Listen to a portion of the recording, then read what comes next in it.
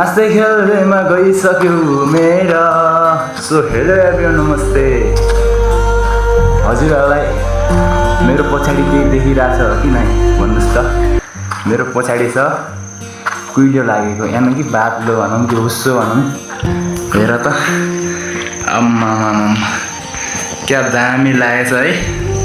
त्यहाँ पनि सूर्य बुदाउँदैछ भनौँ। सो यतातिर घङ्गाहरू, यानि कि पाहाडतिर घङ्गाहरू पनि मिल्दैछन् कि गाइस हाम्रोतिर।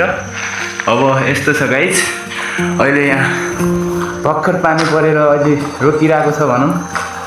म चाहिँ खेतबाट घर जाँदैछु। यहाँ बाटोमा हुँदा अहिले समयको सदुपयोग गरौँ भन्ने हो।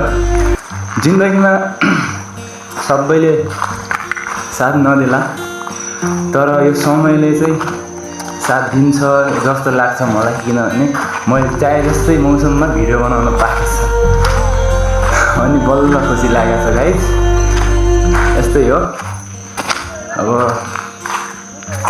जिन्दगी। अब समयले त कहाँ साथ दिन्छ र, मैले कुरा मात्र गरेँ गाइस है।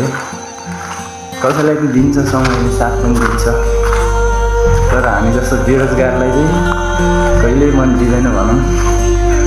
र मेरो कुरा चाहिँ यति नै हो गाइस।